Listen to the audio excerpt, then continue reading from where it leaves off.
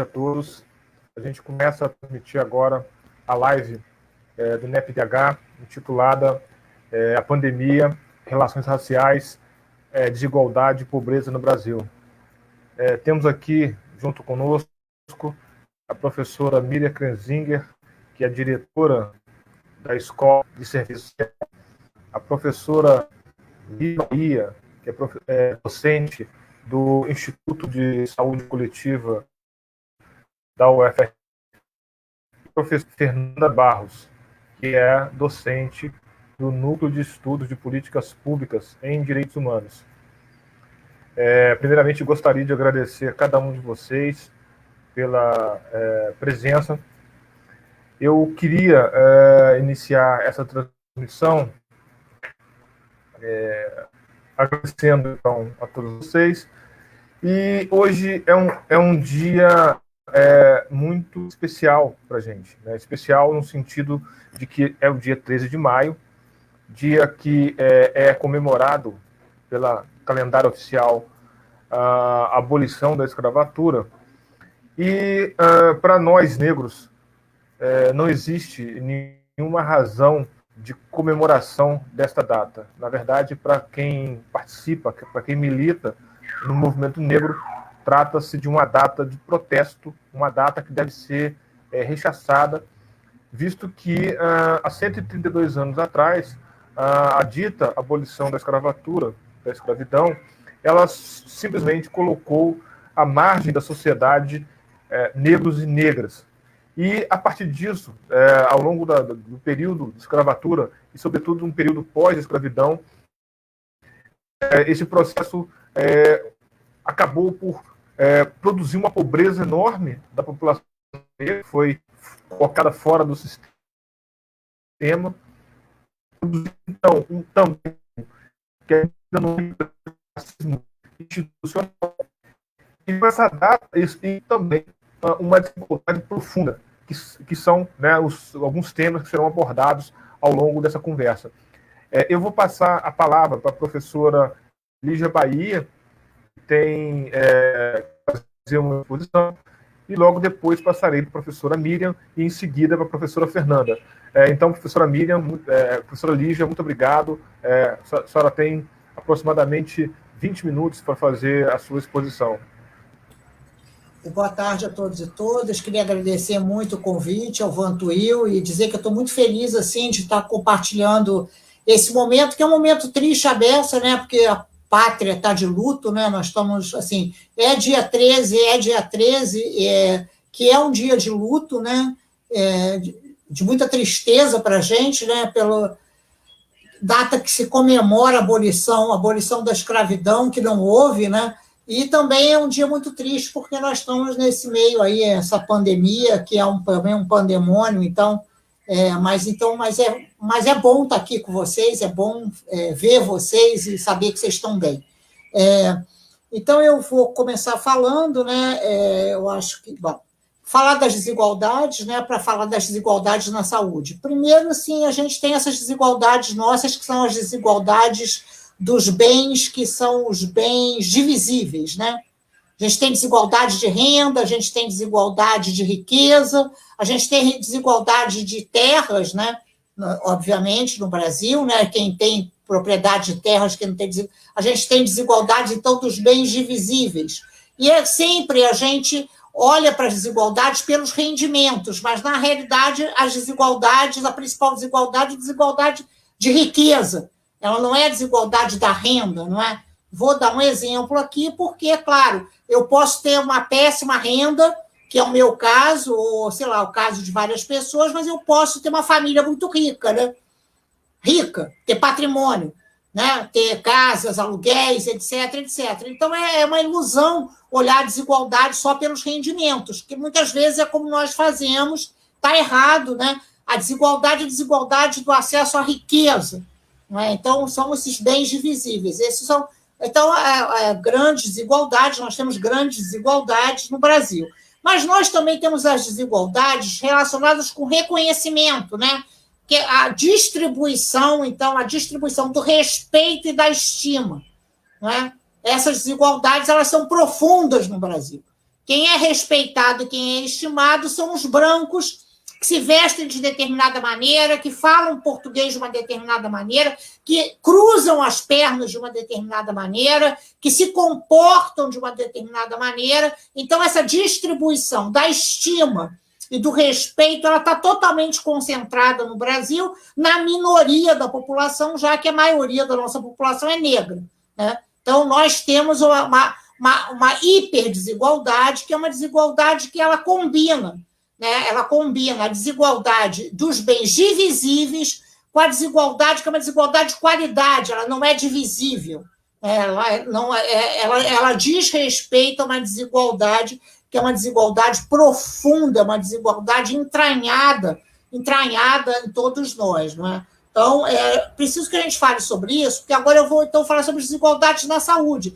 As desigualdades na saúde combinam esses dois aspectos. Então, a gente tem desigualdade hoje, por exemplo, de acesso a leito de CTI. Quem tem acesso a leito de CTI? Quem tem mais riqueza, quem tem mais renda, não é? A gente agora constatou que os leitos de CTI, a maior parte dos leitos de CTI, que são bens divisíveis, eles estão alocados no setor privado e não no SUS. Portanto, quem tem acesso é quem tem acesso ao setor privado de saúde no país, que é uma minoria da população, né? Mas nós também temos uma desigualdade, é importante que se diga isso, relacionada com o reconhecimento, com a estima e com o respeito às pessoas. Então, no Brasil, a gente tem hospitais só para ricos. Isso é uma coisa que nenhum país no mundo tem. Os Estados Unidos não tem hospitais só para ricos. Isso é uma característica de uma perversidade da desigualdade brasileira absurda, porque os hospitais só para ricos são hospitais onde só tem brancos. Inclusive, só tem técnicos de enfermagem brancos, só tem seguranças brancos, só tem brancos. Uma vez eu, inclusive, perguntei sobre isso. Falei, vocês têm algum problema aqui para... Vocês não admitem negros no hospital? Porque é claro que nos hospitais nos quais há um acesso diferenciado para quem tem plano e quem não tem plano, só vai ter branco como paciente. Mas não é só disso que se trata, só tem branco como trabalhador do hospital. Então, eles mimetizam mais ou menos isso, que é a venda de bens de luxo, né, das joalherias, nas quais também só existem vendedoras brancas, ou os restaurantes de luxo, nos quais os garçons não podem ser negros, não é? Os garçons são brancos, os cozinheiros escondidos podem, mas os garçons têm que ser brancos. Então, essa é uma desigualdade assim, que é preciso que a gente fale sobre ela, porque ela é estrutural, é naturalizada, estrutural. E aí eu quero me referir, eu não consigo não falar sobre isso, né? Eu vou juntar essas duas desigualdades naquela cena que nós vimos sob os nossos olhos, agora, em pleno século XXI, da gestante negra prisioneira que teve um neném algemada, no Rio de Janeiro. Então, vejam, para que isso tenha acontecido, veja a quantidade de instituições envolvidas. Havia certamente agentes de direito que permitiram isso, houve quem algemou essa moça na cama e houve enfermeiros e médicos que consentiram com isso, que concordaram em fazer um parto de uma gestante algemada. Não há maior crueldade, né, do que uma mulher ter um filho algemado. Então, a gente não está falando de violência obstétrica, é muito mais do que isso. A gente está falando de crueldade obstétrica, a gente está falando de um mundo que é esse mundo que está aqui diante dos nossos olhos, que é meu colega médico, é o colega assistente social que também concordou, é o colega juiz que concordou, é o colega funcionário público, são todos funcionários públicos, são todos servidores públicos envolvidos nessa tragédia, nessa preservação e talvez nessa intensificação da crueldade, não é? Porque não se trata assim, de dizer que está melhorando, né? São desigualdades estruturais, para a gente não se referir, evidentemente, aos 60 mil homicídios dos jovens negros, etc. Então, eu quero assim, me referir a essas desigualdades estruturais como pano de fundo deixar isso aqui atrás, né? E agora, durante a pandemia, né, do Covid, essas desigualdades, elas, sei lá, tem uma lente de aumento sobre elas, né? É preciso que a gente entenda isso e talvez a gente consiga navegar, a gente consiga falar sobre desigualdade, né? Essa lente de aumento, ela ajuda a gente a falar sobre as desigualdades. Por quê? Porque as medidas de proteção, então, as medidas de proteção coletiva não dão certo em função, claro, por causa do Bolsonaro, etc., mas não dão certo também porque as populações brasileiras vivem em condições péssimas, né, de moradia, condições péssimas de trabalho. Então, é muito difícil ter isolamento social para populações nas quais a rua é a extensão da casa, né? O trabalho é a extensão da casa, as pessoas vendem sacolé em casa, é assim que se sobrevive, as crianças, enfim, a casa é muito pequena, é preciso ir para a rua, não é? Dentro de casa há violência doméstica, não é? Dentro de casa você se convive com o agressor, enfim, então não é essa ideia de vamos fazer isolamento social, fiquem em casa, etc., ela é uma ideia bacana, mas ela precisaria ter sido muito melhor apoiada com políticas sociais radicais, não é? Como a China fez, por exemplo. A China permite o isolamento de pacientes fora de casa. Fora de casa, é uma opção, né? Inclusive, impede a transmissão intrafamiliar, que é muito interessante, não é? Porque é preciso que se diga, como assim ficar dentro de casa, se dentro de casa a convivência é impossível, não é? Então, seria preciso que houvesse muitas medidas sociais. Sequer acesso à internet foi providenciado para essas populações, né? Então, hoje, na UFRJ, nós três estamos aí diante de volta às aulas, não volta às aulas, vai ter aula online, mas como aula online? Como assim? Como assim? Se os alunos das escolas públicas, das universidades públicas, não têm internet grátis, não têm internet livre. Quer dizer, veja, assim, há países e cidades nos quais a internet é livre.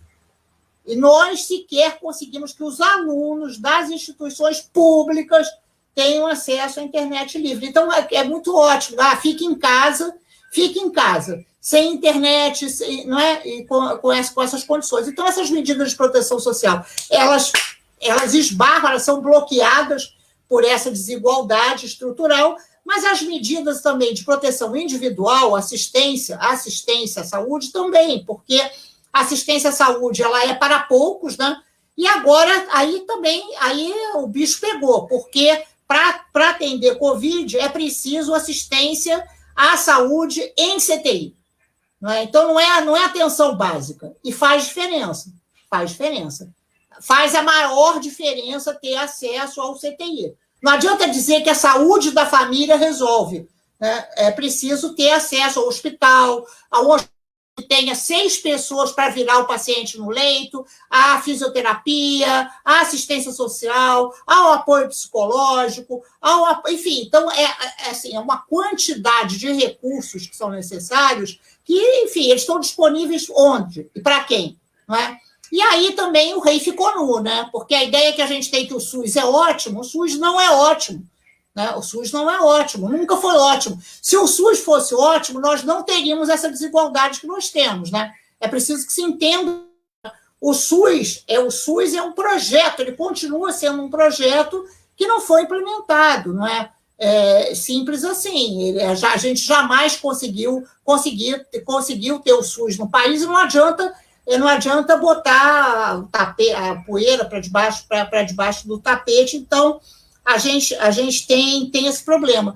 O problema é o ponto dos ricos da região norte pegarem uma UTI aérea e irem para São Paulo, né? Veja, assim, simples assim, né? Então, o rico chega lá, paga 200 mil reais, ele não se incomoda de morar em um lugar que não tenha um serviço de saúde decente, não se incomoda, ele simplesmente pega um avião e vai para São Paulo. Então, são elites também, assim, impossíveis, não é? Também a ideia que a gente vai ter uma elite nacional, etc., acaba também ficando claro que não temos, né? Não temos. essas alianças que já foram pensadas anteriormente, etc., elas não dão conta dessa tremenda desigualdade que a gente tem, né? Então, eu penso que a gente precisa assim, olhar para essas desigualdades e ver o que está acontecendo atualmente, se elas estão se reduzindo ou não, né? Eu penso, assim, eu não sou dessas pessoas que acham que a gente vai sair melhor da pandemia. Eu acho que a gente pode sair melhor e pode sair pior. Eu já achei que a gente podia sair melhor. Hoje eu acho que a gente vai sair pior. Acho que a gente vai sair pior porque nós estamos perdendo de 10-0. Nós perdemos nas medidas de distanciamento social, né? A população não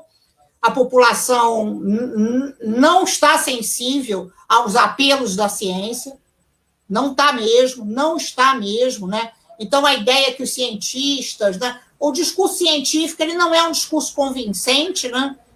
Ele é um discurso cheio de hesitações, né? Cheio de reticências e tal, enfim. Então, ele não tem essa capacidade. Está cheio de cientista por aí, falando, inclusive nós, 4 aqui, que somos cientistas, mas a gente não convence ninguém, né? O fake news convence muito mais, ele tem muito mais apelo direto, fala muito mais diretamente as necessidades, enfim. Então, eu acho que a gente perdeu aí, e acho que a gente está perdendo o SUS também, porque os recursos prometidos para a saúde, foram prometidos 26 bilhões para a saúde, foram entregues 8 bilhões, e foram executados apenas 5 bilhões de orçamento. Então, não tem respirador, não tem leito de campanha, não tem profissional de saúde no SUS, não tem.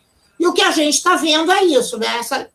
Os pacientes do SUS morrendo nas UPAs, morrendo, inclusive, nas unidades de atenção básica, e ninguém aqui ouviu falar de um paciente que tenha plano de saúde que tenha ficado esperando na fila, né? Não houve isso. Na realidade, fica valendo aquilo que eu falei no início, que tem mais recurso assistencial para uma parte muito pequena da população, né? Sobra recurso assistencial para essa parte pequena e falta para a maior parte da população. Então, não há nenhum problema. Por quê? Se os ricos estivessem esperando na fila, isso seria um grande problema. Mas como são pobres, negros, velhos, tá bom, né? Isso já está na conta, não é? Para uma sociedade que mata 60 mil pessoas por ano de bala, para uma sociedade que mata quase 60 mil pessoas por ano de acidente de carro, tá bom isso, né? Tranquilo, já é assim que é, já a gente mais ou menos naturalizou isso. Então, eu não acho que a gente vá sair melhor do que entramos nessa. É importante que a gente entenda isso, porque isso tem desdobramentos políticos importantes. Eu não estou otimista com a saída da pandemia. Claro que nós vamos sair da pandemia. Não quer dizer que a gente saia melhor do que entrou. Não quer dizer que o Bolsonaro vai ser pela pandemia. Ao contrário, o Bolsonaro tem conseguido se aproveitar muito bem. O Bolsonaro está jogando a culpa para os governadores, o Bolsonaro está jogando a culpa em cima dos cientistas, o Bolsonaro está jogando a culpa em cima dos prefeitos. Esses são os responsáveis pelo pandemônio da pandemia, né? O pandemônio da pandemia tem nome e sobrenome, e nome e sobrenome não é Bolsonaro Messias, né? Nome e sobrenome da pandemia, do pandemônio é outro. Então, eu penso que é alguma coisa para a gente conversar sobre isso. O SUS vai sair menor do que entrou, porque o SUS não recebeu os recursos prometidos e o setor privado aumentou. O setor privado aumentou seu número de leitos, o Ministério da Saúde fez um convênio com os dois, com o maior laboratório privado, que é o DASA. Então, a privatização na saúde, ela aumentou durante a pandemia, não diminuiu. É importante que se entenda isso. A gente vai sair menor relativamente ao setor privado. Não que não tenha aumentado alguma coisinha, mas o setor privado aumentou mais que o setor público aumentou.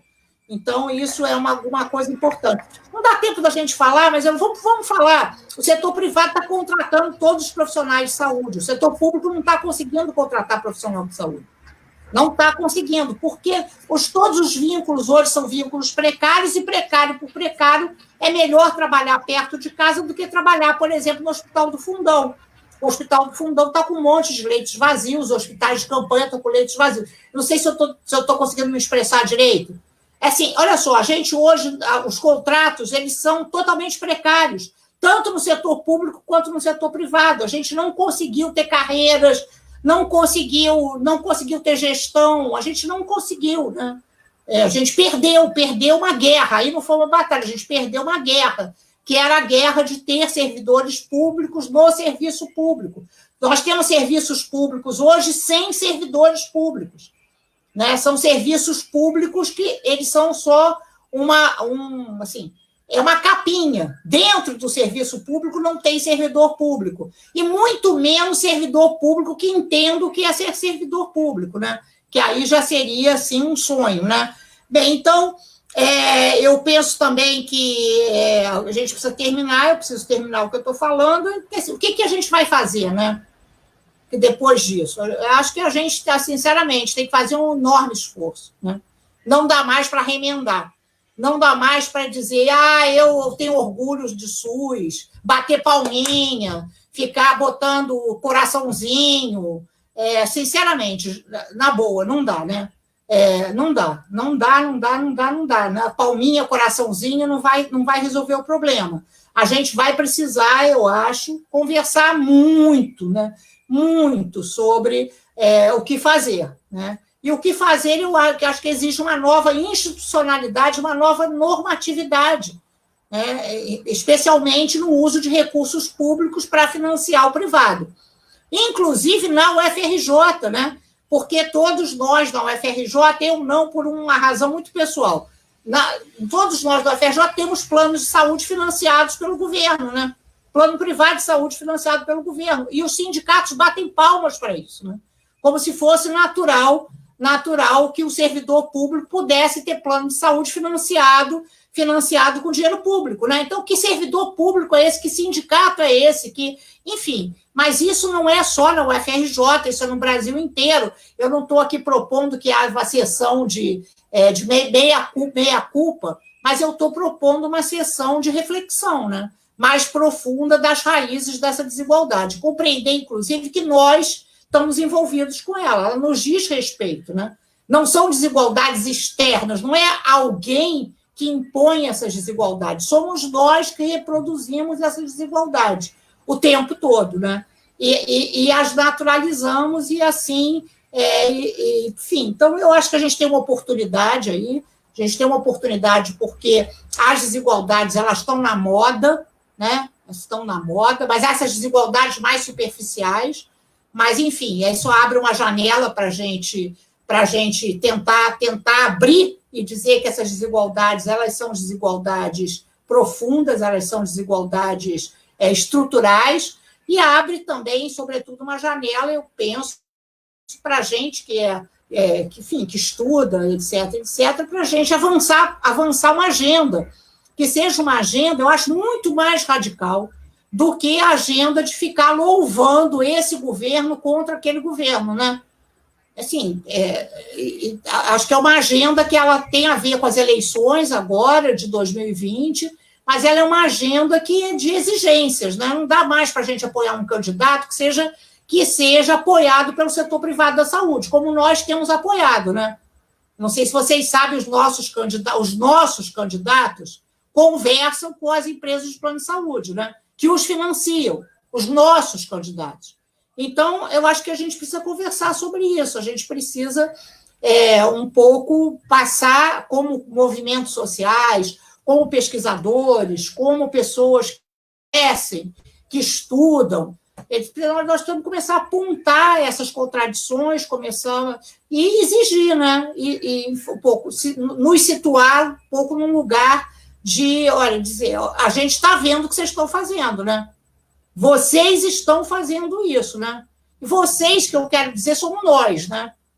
Eu não tô me jogando fora disso, ao contrário, né? Vocês somos nós estamos fazendo isso. Não é o sistema que está fazendo, né? O sistema como sujeito indeterminado, né? Tem nome e sobrenome. E, por fim, queria terminar dizendo que a gente está tentando ver se a gente começa a mobilizar, inclusive, os órgãos de justiça para tentar pensar ações de reparação de dano coletivo, né? Eu acho que isso é um caminho para as desigualdades brasileiras. Assim, as mortes por Covid são mortes evitáveis. O que está ocorrendo é um genocídio dos negros brasileiros, das populações mais pobres, etc. Então, a gente tentar ver se a gente abre esse caminho. Se a gente conseguir abrir esse caminho, a gente continua empurrando essa agenda das desigualdades. Vai ficando claro. Né? A França já está fazendo isso. As mortes, claro que o Covid é um agente biológico, ele agarra outro agente biológico, ele não escolhe cor, raça, mas é claro que o Covid se dissemina com muito mais facilidade nas populações que são as populações já tradicionalmente discriminadas, nas populações tradicionalmente injustiçadas, nas populações que são segregadas. Então, eu acho que a reparação por dano coletivo é alguma coisa que une a saúde, a justiça, e que a gente precisava começar a pensar, inclusive no núcleo, né, e na própria UFRJ, como que nós podemos contribuir para isso. Né? As mortes são evitáveis, portanto, elas podem ser cobradas, a gente pode cobrar essas mortes, elas podem se tornar objeto de uma ação, enfim. É claro que só para terminar, Vantuil, é claro que a gente não gosta de dizer que a morte tem um valor pecuniário. Não é disso que se trata, né? Não sei se eu estou conseguindo me expressar direito. Não é disso que se trata. É uma reparação que exigiria, inclusive, o que foi que as autoridades viessem a público, pedissem desculpas, como já está acontecendo na Itália, inclusive, né? É preciso, por exemplo, que o presidente da República e esse ministro da Saúde peçam desculpas, pelo fato de estarem minimizando essa tragédia sanitária pela qual o país está passando. Obrigada. Obrigado, Lígia. A sua fala, ela conecta, né, a questão da pobreza, a desigualdade no Brasil e as relações raciais, em especial aquela que atinge negros e negras, e trata da temática da saúde, talvez o grande desafio nosso nesse momento. Você coloca algumas questões relacionadas ao SUS, que me parecem ser um tema a ser refletido, e sugere também uma agenda pós-pandemia, talvez diria até no presente momento e também no pós-pandemia, uma agenda de políticas públicas, onde se articule, né, não só a questão da saúde, como a superação, o enfrentamento das desigualdades. Eu vou passar a palavra para a professora Miriam, que é diretora da Escola de Serviço Social, que aí pode ficar à vontade de desenvolver a sua prática. Obrigado, Miriam.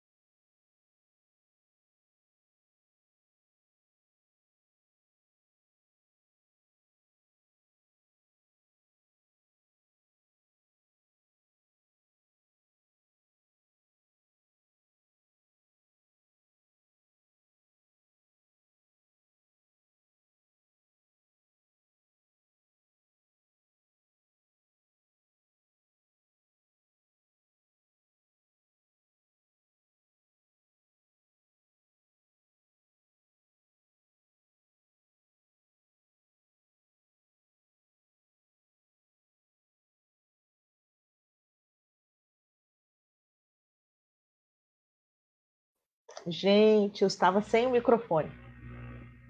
Mil desculpas. Vou ter que tentar sintetizar todo esse tempo. Bom, mais uma vez eu vou agradecer. Não sei se eu vou conseguir ter o poder de síntese de tudo que eu venha falando. Acho que eu já tinha falado uns quase 4 minutos. Então, peço desculpas que eu não atentei pelo microfone. Eu agradeço esse momento, que é um momento de possibilidade de interagir com os colegas, com a Fernanda, com Lígia, com o Vantuil. É um momento de muita preocupação, de muita apreensão, de muita tristeza, e com o que a gente está vendo, né, de uma política de extermínio que está em curso, uma política que expressa todo o racismo estrutural que se dá, né, na formação social e política do país. E eu tentava dizer que eu tinha preparado aqui para vocês são 5 pontos que eu elenquei para reflexão, associada ao debate que é provocado pela mesa em relação ao dia 13 de maio. Esses 5 pontos, eles são uma síntese de um artigo que nós recém publicamos, amanhã será o lançamento, numa coletânea feita pela Escola de Serviço Social, nesse contexto de pandemia. Então, nós organizamos, a escola organizou esse livro, e tem um artigo que eu publiquei junto com o Luiz Eduardo Soares, que a gente apresenta 8 lições preliminares que a gente vem tendo, que a gente vem observando desta pandemia. E uma das principais lições é que esse racismo estrutural, que é estruturante do modo de produção e de relações que marcam a formação do país, ele se exacerba, ele se mostra de uma forma crua, cruel e perversa, ainda mais no contexto da pandemia. E o que eu vou tentar fazer, então, é mostrar, a partir de 5 pontos de reflexão, como que esse racismo vem se revelando cada vez mais perverso, com um governo que institucionaliza a necropolítica como uma forma de conduzir as suas ações de governo, né, tanto no plano da economia como no plano da saúde. Primeiro ponto que eu destaco é a questão do isolamento social, das políticas de distanciamento, de toda uma preocupação de seguir as orientações da Organização Mundial de Saúde, e que esse discurso, né, essa tentativa que se dá em nível municipal, em nível de governo, contrária às orientações do governo federal, ela é extremamente seletiva e desigual, né? Então, aqueles que conseguem, que podem, que têm acesso ao isolamento, então, aqueles que estão dentro de casa, vivenciam a experiência do isolamento de uma forma muito desigual, né? Então, a grande parte da nossa população que precisa e que deve ficar em casa não tem um ambiente, não tem uma habitação digna para viver esse isolamento, não tem acesso às condições mínimas de alimentação, sanitária, água, formas de convivência razoável dentro desse espaço, muito menos acesso às tecnologias para garantir o mínimo de trabalho remoto ou de educação. Então, a seletividade, a desigualdade se dá no isolamento, e também se dá entre aqueles que ficam em casa e aqueles que devem sair. Aí se marca radicalmente a diferença, não só de classe, mas a questão racial. Quem está nas ruas limpando são os garis, as garis, na sua maioria negras. Quem está na linha de frente do sistema de saúde, nos serviços de enfermagem, de fisioterapia, de limpeza dos hospitais, limpando os excrementos do Covid, são os profissionais negros e negras da saúde. Quem está no sistema que, de uma certa forma, garante o transporte das alimentações, que é todo o processo de uberização e esses serviços de transporte via motoservice, também são os jovens pobres negros das favelas. Então, a gente vê que na divisão sociotécnica do trabalho, a desigualdade do acesso à proteção social do isolamento, ela é cruel para aqueles que conseguem parar, porque não tem acesso à renda e não tem acesso à habitação, não tem acesso e também ela é desigual naqueles que acessam, que devem ser considerados serviços de essenciais. Segundo ponto, é um momento de muita incerteza, isso é uma característica de quem está vivenciando. A gente tem incerteza, não só porque a ciência ainda não conseguiu entender quais são os preventivos, e os produtos que conseguem curar a doença e como que a gente consegue prevenir. Ainda a gente recebe informações de todos os tipos e ainda não descobrimos uma vacina. Então, a gente não sabe o que vai acontecer daqui a 2 meses com o mundo inteiro. A gente não sabe se a gente vai colapsar economicamente, a gente não sabe se estaremos vivos ano que vem. Então, essa incerteza, retomando um grande autor que eu estudei na década de 90, que é um alemão, Ulrich Beck, que escreveu sobre a sociedade do risco, ela atravessa todas as nossas dimensões, né? Tanto da forma de organização do mundo de trabalho, do acesso às políticas, o lugar do Estado.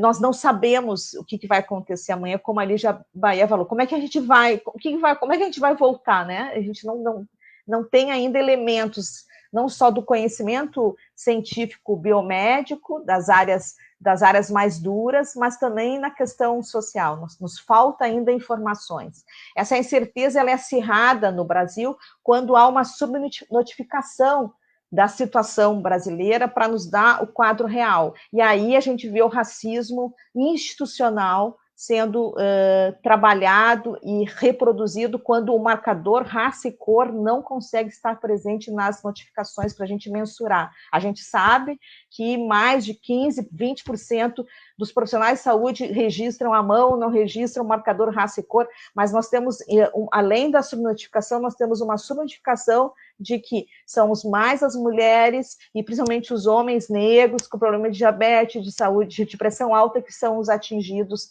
pela Covid no país. São os jovens das periferias, aí sempre é eles que não têm bom comportamento, eles que não são educados, eles que são... A leitura, ela é não só pejorativa, estigmatizadora, mas ela reforça o racismo não só na análise, mas na despreocupação de garantir o marcador raça e cor na forma de mensurar a notificação dessa pandemia. Isso mostra que a concepção que sempre esteve presente nas políticas de que alguns corpos são matáveis, agora ela se torna mais presente quando há um reconhecimento do governo, e especialmente do governo nacional, de que alguns vão morrer. E alguns vão morrer, inevitavelmente vão morrer.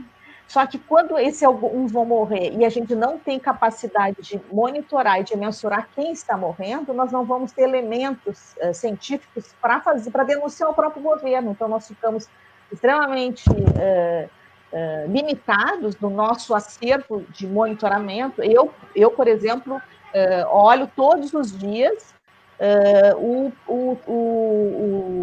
o site que tem lá a Transparência Covid, que coleta os registros de óbitos nos cartórios. Para mim, é a fonte mais fidedigna. E o número de registros, pegando o Rio de Janeiro, por exemplo, o que aparece lá é muito maior do que... é quase o dobro do que aparece em termos de registros indicados pelo Ministério da Saúde. Essa é a fonte, mas é uma fonte que não dá a questão de gênero, mas não dá a questão raça, cor, não dá a questão etária, não tem esse marcador e não tem um marcador regional. Então, a divisão desigual territorialmente de como que está morrendo, como que está sendo atingido na cidade do Rio de Janeiro, no estado do Rio de Janeiro, a gente não tem acesso, a gente tem acesso à cidade como um todo, ao estado como um todo. Bom, então a falta de informação é uma dos indicadores, né, de como essa necropolítica a brasileira ela se acirra sem pudor, né, no contexto atual. Né? Ela se acirra quando o ministro da Economia transparece a preocupação com os gastos econômicos. É de uma crueldade imensa nesse momento onde as pessoas ficam em filas, né, numa condição indigna, humilhante, as pessoas passam noites esperando para abrir a Caixa Econômica Federal para receber aquele recurso que é dado, e ele sinaliza com a incerteza de que, olha só, são só 3 meses, daqui a pouco não vai dar. Isso é desesperador para quem não tem possibilidade de acesso à mínima renda, que precisa ficar em casa e recebe uma pressão dos meios de informação, dos meios comunitários, de tem que ficar em casa, e os gestores sinalizando de que não vai ser mais possível garantir. Então, essa ambiguidade e essa dupla mensagem que a população de favela e e as periferias recebem, elas são enlouquecedoras. Então, faço aqui essa relação com o modo de gerir esta pandemia, porque o debate sobre as pessoas estão conscientizadas de que tem que usar máscara, as pessoas têm que ficar em casa. Eu tenho uma pesquisa que eu participo, coordeno uma parte da pesquisa dentro do contexto da Maré, e estou acompanhando, assim, semanalmente estou acompanhando o que está acontecendo dentro da Maré. Então, assim, está começando a haver um racha entre os moradores, daqueles que aderem ao isolamento, aqueles que entendem, e aqueles que resistem, que querem ficar na rua, que querem participar dos bailes, do pagode, do funk, que querem continuar com o seu modo de convivência. E quem está de fora projeta um preconceito, que essas pessoas não têm educação, que essas pessoas não estão nem aí, que essas pessoas aderiram ao governo. E aí essa é uma provocação, eu como pesquisadora e professora faço para todos nós, que nos falta elementos para entender que o significado da morte para nós, e a possibilidade da morte presente, imanente nas nossas vidas, isso é cotidiano dentro da favela. E aí as pessoas estão... O contexto de viver a morte, a experiência da morte, que ela pode acontecer a qualquer momento, isso faz parte da convivência. Como é que tu quer sensibilizar a pessoa que agora ela tem que passar a usar máscaras, porque senão ela pode morrer ou ela pode contaminar os outros? Que planeta é esse que se vive, esses que fazem esse discurso? Então, esse discurso, ele não tem consistência de sensibilização política, cultural, num ambiente que é marcado pela política de morte, pela política de extermínio. O que está se vendo agora é só um acirramento das condições bárbaras, que é o cotidiano que constituem esses lugares. E as pessoas querem o mínimo de brecha para poder respirar, para poder conviver, para poder buscar estratégias de sobrevivência. E aí, então, nesse contexto, que é totalmente plural, diverso, não existe a favela, não existe os moradores, dentro da favela existem vários segmentos. Então, tem os segmentos do campo religioso, que constroem narrativas sobre a pandemia, tem os movimentos sociais, identitários, que estão pulsando dentro da favela, que vão construir outras narrativas, e o contexto está cada vez mais acirrado em termos de disputas de narrativas e o que deve ser valorizado nesse momento. Então, a gente tem que ter uma sensibilidade também, não só taxar, né, os jovens são egoístas, não têm educação, isso é falta de cultura, isso é falta disso, isso é falta daquilo, é o individualismo exacerbado, é o conservadorismo que está tomando conta, ligado ao segmento evangélico. A gente vê várias leituras. O que eu chamo a atenção aqui é para o reconhecimento de que tenhamos que ser... o reconhecimento da nossa incapacidade de ter elementos de análise. Sejamos mais humildes dos nossos critérios e nossas formas de analisar as resistências à adoção desse contexto, ao perigo desse contexto, porque o que está colocado em jogo não é só a sobrevivência, mas é o modo e as condições de vida, né? Então, tem mulheres que estão em situação de violência, muito marcada, historicamente tem a sua trajetória marcada por violência, e que agora isso está mais presente, né? É porque antes elas conseguiam ter um contexto de poder sair, e elas têm dificuldade de manter 5, 6 filhos, as avós. Então, é um contexto muito marcado, né? Atravessado por vários tipos de violência, e a pandemia é um elemento a mais que complexifica, que acirra as condições de pobreza, as condições de vulnerabilidade.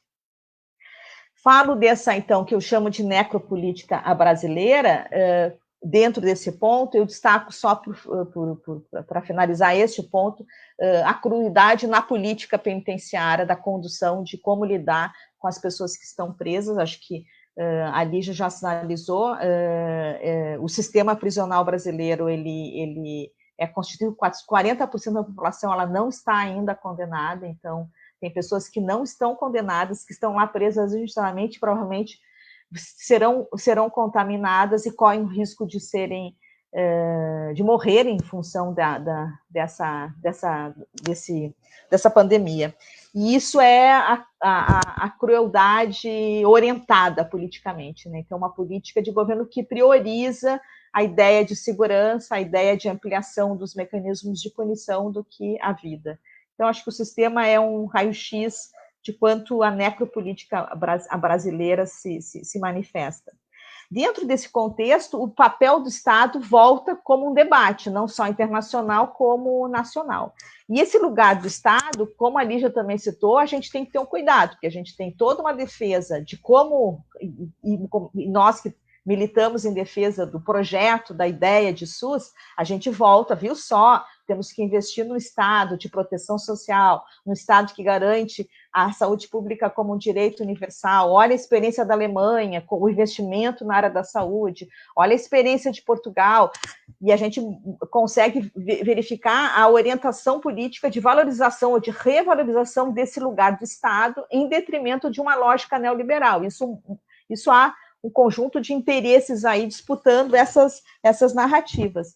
Mas dentro desse contexto do papel do Estado, tem um outro elemento que chama a atenção, que é o fortalecimento desse Estado penal via controle, não só de medidas, de mecanismos de controle eletrônico na vida das pessoas, e a tal da polícia médica, que vem se fortalecendo junto com toda a tecnologia. Então, assim, é assustador o que vai acontecer, porque a vida privada vai ser modificada, né? A privacidade da gente, a forma de controle das nossas vidas, dos nossos corpos vão estar em xeque, e a população mais vulnerável, pobre, negra, ela vai ser alvo de maior criminalização. Então, a gente vê a análise que é feita dessa população que não atende, que não corresponde à expectativa de isolamento, o processo de criminalização, né? E isso é enlouquecedor, porque o governo joga com essas mensagens, né? E aí a perversidade do governo federal, ele vai manipulando.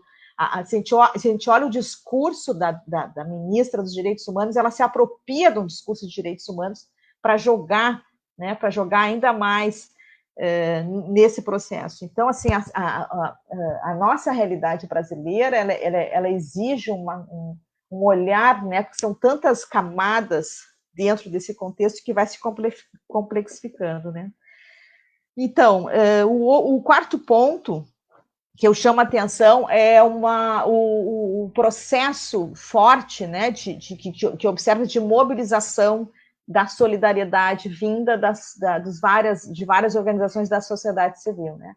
Essa mobilização de solidariedade vinda da sociedade civil organizada ou dos movimentos sociais, ela disputa, ela concorre também com uma mobilização de formas de acirramento do preconceito e da xenofobia e da discriminação, né? Então, a gente pega uma situação de uma pessoa que participou no cinturão ali sanitário numa cidade perto de Rio Branco, no Acre, e em que ela está quase sendo linchada pela comunidade porque ela pegou o vírus, a comunidade ficou sabendo e querem expulsar ela.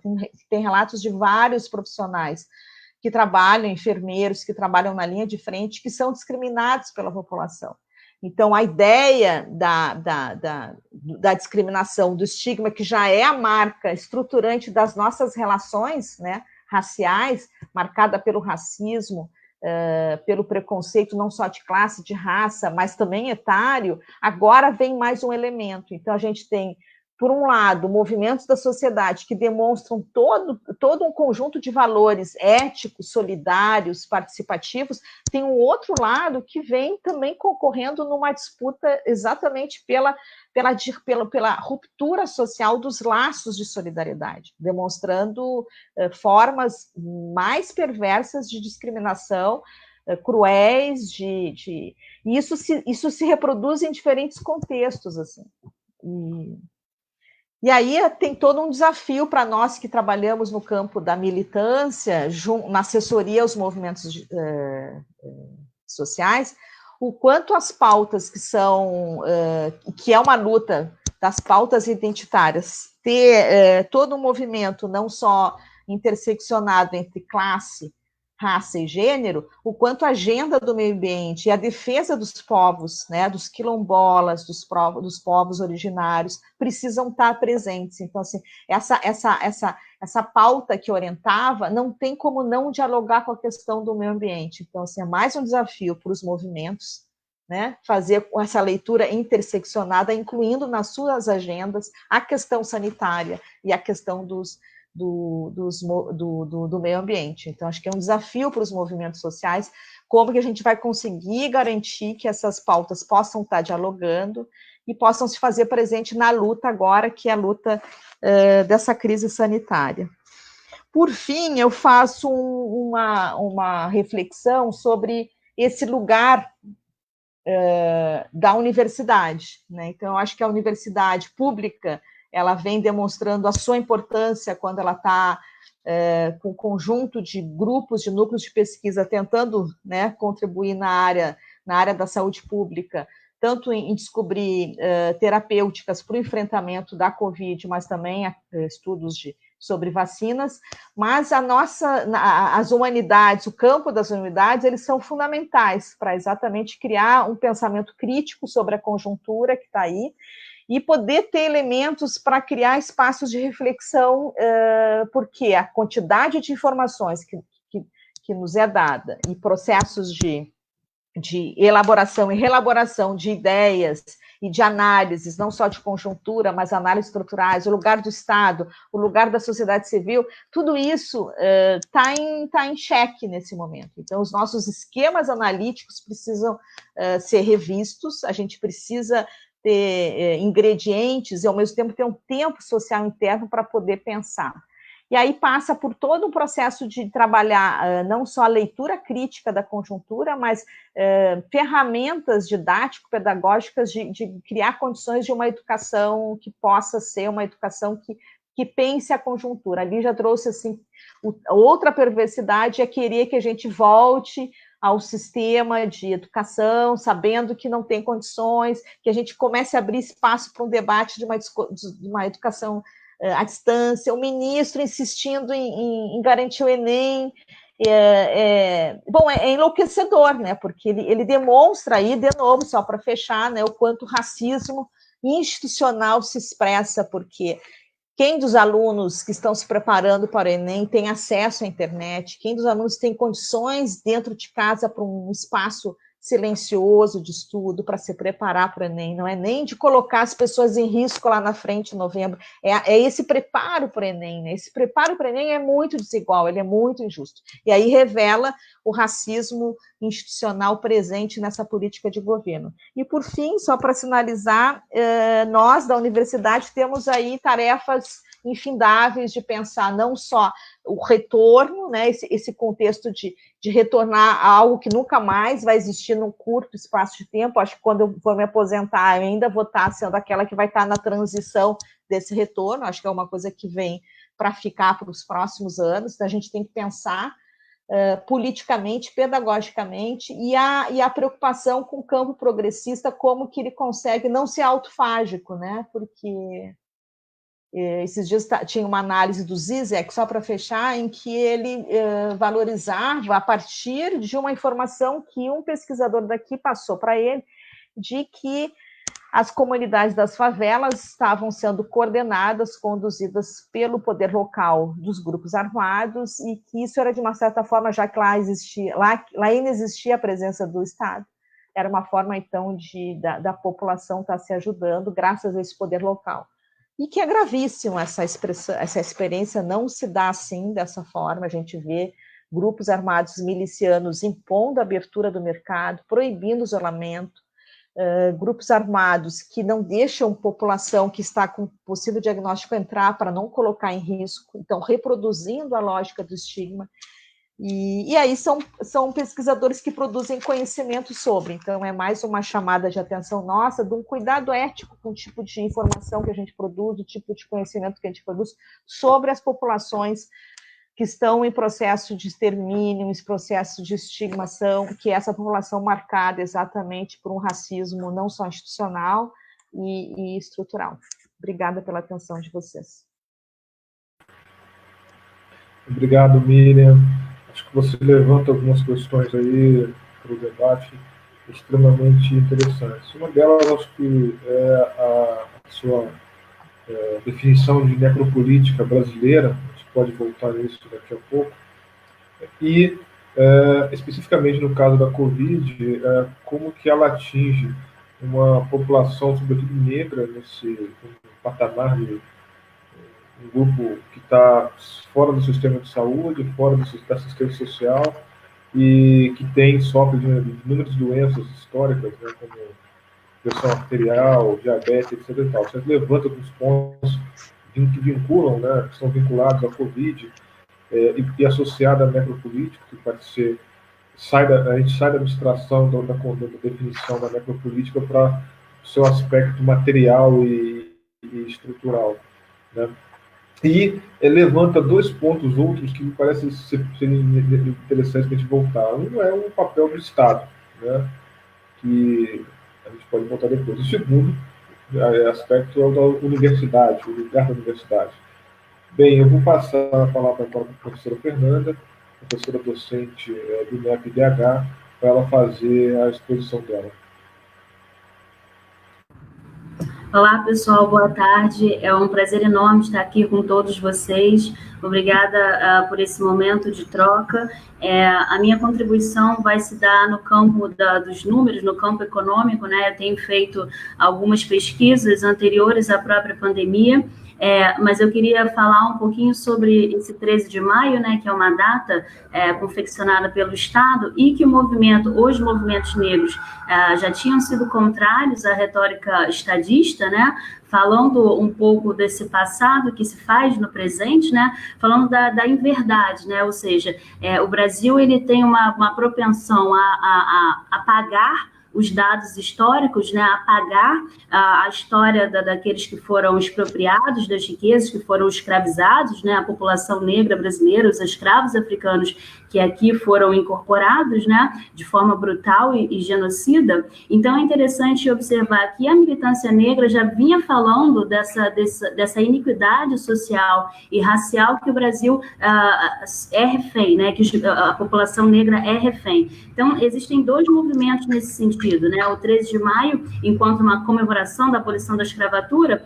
ele acaba apagando que o Brasil já estava sofrendo uma pressão por parte da Inglaterra para o fim da escravidão por conta dos interesses econômicos, ou seja, a ideia da instituição das fábricas, das indústrias, né? Todo esse movimento econômico. E o escravo não compra, né? Como nós bem sabemos. Então, todos esses fatos da historiografia, que foram sutilmente apagados dos livros de história, eles não dão conta do que a gente vive hoje no presente. Por que eu estou trazendo esse marco da historiografia, né? A Lei Eusébio de Queiroz, que foi uma das últimas postulações estatais que não, de fato, contiveram os navios negreiros que chegaram e aportaram no Brasil. É que logo após esse momento que se exalta da abolição da escravatura, por parte da princesa Isabel, a gente tem a incorporação dos escravos no mercado de trabalho de uma forma subalterna. E para e passo você tem a competição com os imigrantes europeus, asiáticos e outras nacionalidades. Todo esse processo trouxe um descompasso, uma desigualdade pontual racial, como todos os meus pares aqui disseram, uma desigualdade estrutural e muito bem pensada, muito bem estruturada, e ao mesmo tempo, a própria política do Estado de não incorporação desse ex-escravo, ela também soube acomodar a ideia de entrada desse imigrante. Ou seja, a gente tem ali, junto aos historiadores, né, a maior parte deles eles se alinham nesse mesmo movimento, a expansão e a doação de terras para esses imigrantes. Ou seja, o Brasil ele é um país de uma continentalidade grande, né, que favorece bastante aqueles que possuem a terra, é uma riqueza, a gente entende a terra enquanto uma riqueza na produção de alimentos e outros gêneros, né? Então, essa divisão desigual de acesso a bens e riquezas já vai fazer com que a população negra, ou seja, a população preta e parda, ela venha a participar do produto nacional, do produto interno bruto, de uma forma desigual. Ou seja, e aí alinhado a esse projeto nacional, esse projeto de nação, que vai se fazendo desde o século XVIII, XIX, e aí no século XIX, o Estado ele consegue uma fórmula muito interessante a nível ideológico, que é o mito da democracia racial, né, a leitura positivada da relação entre negros e brancos, ou seja, olha, observando outros contextos, como os Estados Unidos, a África do Sul e outros lugares, outros países, o Brasil ele não importou o apartheid racial, ou seja, não houve leis que fizessem com que negros e brancos ficassem em locais distintos ou não participassem da vida social como um todo, né? Houve uma proximidade física entre negros e brancos, e casamentos, etc.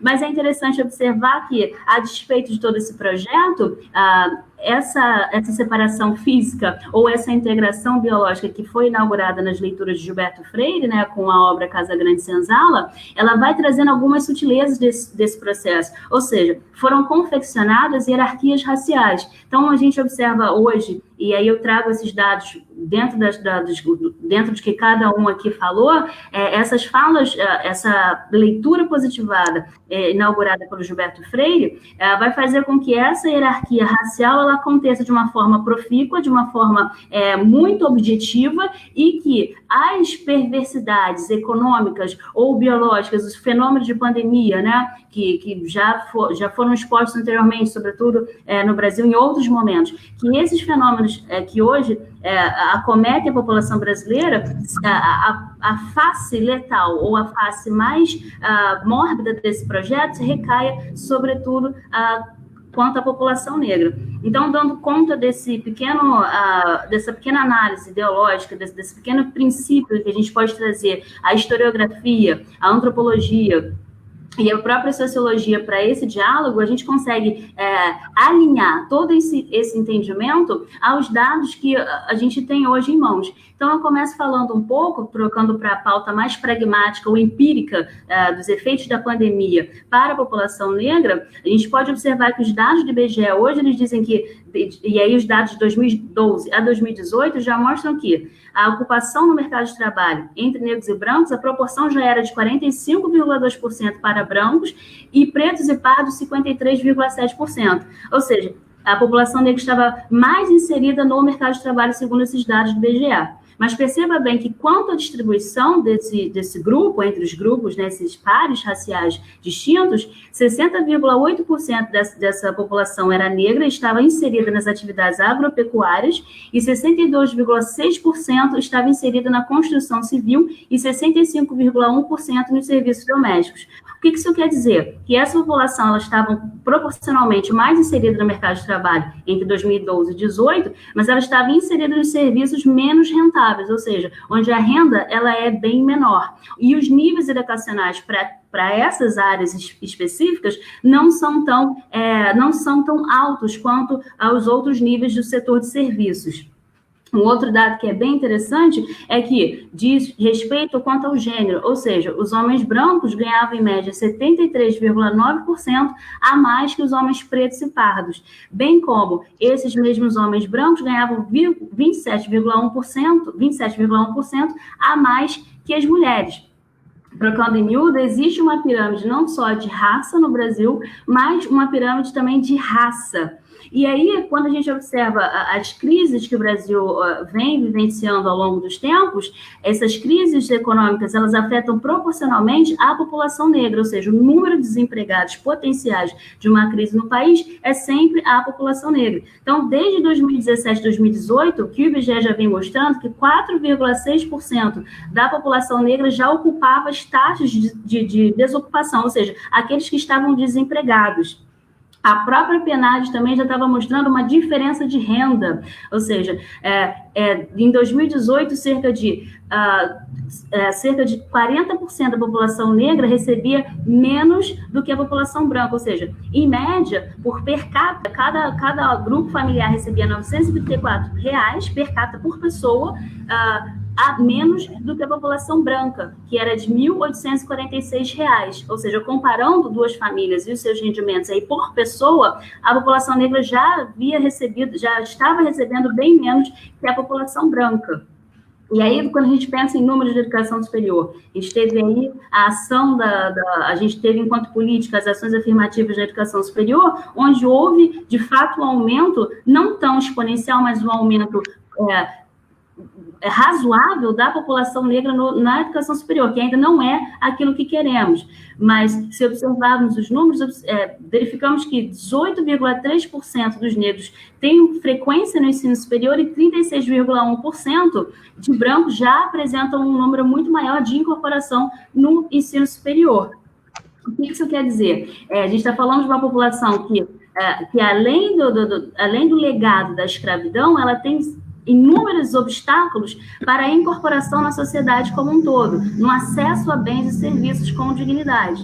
Então, esse mapa demográfico do Brasil vai identificar uma série de outras conformações, a exemplo das restrições à internet. Esses dados do IBGE de 2018, porque os dados não estão atualizados nos dias de hoje, já mostram que cerca de 23,9% da população de pretos e pardos não tem acesso à internet, ou seja, tem uma restrição exponencial quanto ao acesso à internet. Então, quando a gente pensa nessa política atual de retorno às aulas virtuais, é uma impossibilidade, ou seja, uma educação pública, uma educação gratuita, convencionada na Constituição, é uma impossibilidade a gente falar e pensar em educação à distância, sendo que a população não tem acesso à internet, muito menos dispositivos, né, as TICs, as tecnologias de comunicação e informação necessárias para o acesso à internet.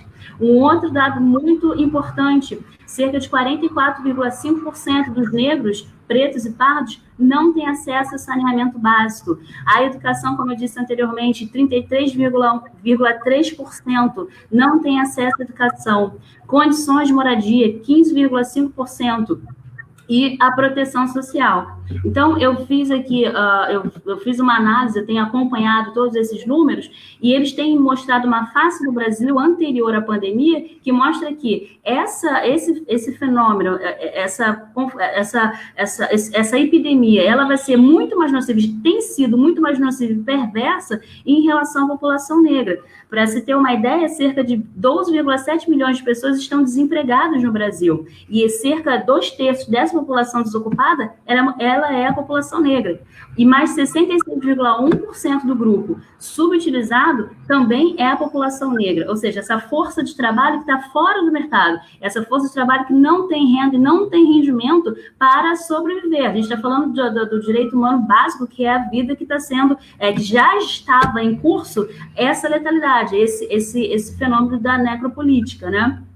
Então, um outro dado muito importante que algumas instituições, algumas ONGs têm conseguido, em fontes secundárias, trazer para a gente, e algumas pesquisas que nós temos feito, o Ministério da Saúde tem falado de alguns boletins quanto à mortalidade aqui no Brasil, mas esses boletins, quando cruzados em relação a raça e cor, e algumas dessas ONGs têm conseguido digerir esses dados e trazer o elemento raça e cor, já comprovam que a gente já sabe, sem dados, né, completamente testados, mas a gente já sabe que a população negra é a população que está morrendo. Ou seja, houve um momento que a população branca apresentava ali a infecção e a mortalidade, mas houve um momento que essa pirâmide, esses dois gráficos, eles começam a mostrar pontualmente o aumento, o acirramento da mortalidade da população negra, ou seja, a população preta e parda. Por quê? Como a gente verificou aqui, e observando outras áreas do conhecimento,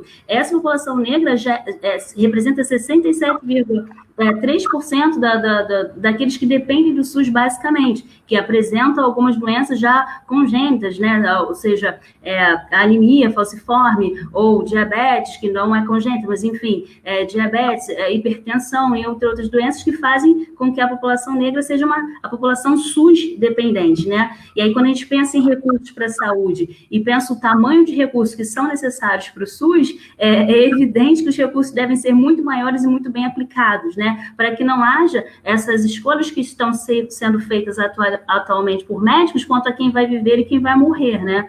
E fora esse processo, a questão do território, né? Como a população negra ela foi expropriada de todo esse processo, de todo o acesso a bens e serviços. A gente pensa na própria questão da moradia, né? Onde está localizada a população negra brasileira? Nas periferias ou em pequenos espaços no campo, né? Quando não é dizimada no campo, a gente pode pensar nos quilombolas, quando eles não são retirados de suas terras e colocados em outras localidades. Então, você observa ali esse fenômeno da epidemia sobre as populações vulneráveis. A gente pode trazer aqui o exemplo da Brasilândia, que já tem 50,60% de morte da população negra, de pessoas negras especificamente, Sapopemba, que já tem 41,72% de mortes, Grajaú, Cidade Tiradentes, Capão Redondo, Freguesia do Ó, Itaquera, média de São Paulo, ou seja, essas áreas específicas são áreas que concentram uma população negra grande, ou seja, a epidemia está sendo proporcional à questão da classe e da raça, ela tem um alvo que está sendo pontualmente acometido por vários elementos, e aí esse momento aqui agora é de tentar aclarar quais são esses elementos que fazem com que a letargia do Estado, a ausência de políticas públicas pontuais, fazem com que essa letalidade seja mais forte nesses territórios. Ou seja, existe uma inação, ou uma inércia, ou uma ausência de políticas públicas que, de fato, vão amparar esses grupos que possibilitem a própria estadia da população negra em casa, né? A gente viu alguns fenômenos no cenário político, quando o próprio Poder Executivo queria liberar apenas R$200 para a população e houve um debate dentro do Legislativo para que esses números, esse valor fosse R$600. Ou seja, o próprio IBGE fala que R$1.043, que é o salário mínimo, não dá conta de uma família. O IBGE já fala que é necessário 4 vezes o valor de um salário mínimo para que uma família brasileira sobreviva. E aí a gente já tem outro discurso também, esse pandemônio, né? Como a nossa colega bem citou, dentro do Ministério da Economia, que já fala quanto ao tempo que esses R$600 vão ser liberados. E a própria letargia com que esse valor, essa renda foi disponibilizada. Então, toda essa situação vai trazendo um cenário completamente sombrio, e aí há uma ausência de clareza e lucidez quanto aos passos a serem tomados, porque quando a gente observa os países desenvolvidos, os países de alta renda, de alto desenvolvimento, ou de produção de produto interno bruto, né, de grande desenvolvimento econômico, eles primam por quê? Pelo capital humano. Ou seja, se você pensa em desenvolvimento econômico, de fato, é necessário pensar o desenvolvimento social. Não se pode pensar num país que cresça ou que pense em crescer e desenvolver tecnologicamente sem a população humana, sem uma per capita, ou seja, sem pessoas, sem um capital humano. Então, é necessário que o Estado, de fato, se preocupe e cuide da sua população. E aí, um outro exemplo de outra capital, eu citei aqui São Paulo, mas outra capital brasileira, que apresenta dados bastante interessantes quanto a essa racionalização do território e a violência sobre os territórios, é o Rio de Janeiro. A gente observa aqui que áreas como Campo Grande apresentam 54,37% de mortes de pessoas negras. Copacabana já apresenta 19,36% de mortes da população negra. Bangu já tem 60,83% da população negra morrendo no território. Realengo, 57,35%. E aí eu quero falar que esses dados são todas mortes por Covid-19. Nenhuma delas, a gente não está nem contabilizando outros dados de violência. Ainda não chegamos nesse momento. E a Tijuca já apresenta 24,2%, Santa Cruz, as áreas periféricas, né, da região metropolitana, 65,69% de pessoas negras morrendo. Barra da Tijuca, ela já apresenta 11,70% de morte da população negra. Jacarepaguá já apresenta 54,68%. Irajá, 46,20%. Recreio dos Bandeirantes, 28,71%. Ou seja, essas disparidades entre os bairros, elas são bem fáceis de serem analisadas, porque esses bairros especificamente são bairros mais pobres, são bairros onde há carência de insumos como água, esgoto, tratamento de esgoto, ou seja, todas essas variáveis vão fazer com que essa população negra ali alocada, ela esteja refém da Covid-19, da epidemia, ou seja, essa possibilidade de lavar as mãos, como a OMS tem bem falado, essas narrativas de lavar as mãos, álcool em gel, é uma impossibilidade dentro de um cenário brasileiro que é muito comum, ou seja, você tem casos que o material, as próprias paredes não são nem de barro, são de alvenaria ou muito menos, você tem ausência de luz, tratamento de esgoto, ausência de água, e fora o que eu narrei anteriormente, a taxa de desocupação, ou seja, a taxa de desempregados, a taxa daqueles que estão no mercado informal, todas essas pessoas estão sendo acometidas pela epidemia de uma forma muito mais letal, né?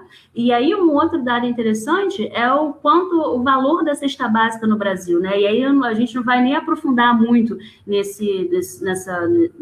nessa pauta, porque já geraria outras leituras e mais aprofundadas, seria necessário mais tempo, quanto à cesta básica, né? A cesta básica, e aí essa mensuração foi feita no primeiro semestre de 2019. A cesta básica mais cara do país estava em São Paulo, R$ 519,76. Logo em seguida vem Rio de Janeiro com R$ 505,55. E Florianópolis já vem com R$ 493,15. E aí você tem Aracaju com R$ 371 e Salvador com 395. Por que é interessante pensar em cesta básica nesse momento, segundo os dados do DIEESE? É importante pensar em cesta básica porque as pessoas agora, em níveis de vamos sobreviver, vamos tentar sobreviver, você pensar no valor da taxa básica, da cesta básica, e o quanto o governo tem dispensado para as famílias, é um valor irrisório, porque bem sabemos que não é só a cesta básica que nós somos dependentes, mas temos outras contas para pagar, né? Luz, água, remédios, pessoas doentes dentro das casas, né? Então, são uma série de fatores que não estão sendo pensados, não estão sendo politizados, há uma paralisação do pensamento, a ciência ela tem sido retirada do discurso que salva a população brasileira, ela tem sido retirada desse processo de construção, de sobrevivência dos brasileiros no país. E um outro dado que eu queria trazer aqui, que é muito importante, é quanto ao desenvolvimento humano. Então, o IBGE disponibilizou, entre 2010 e 2015, a taxa de desenvolvimento humano de cada estado. E aí, os dados mais baixos, os estados onde o desenvolvimento humano é mais baixo, seriam Roraima, Acre e Amapá, entre outras áreas. E aí, o índice mais alto, né, o índice seria menor do que 1, né?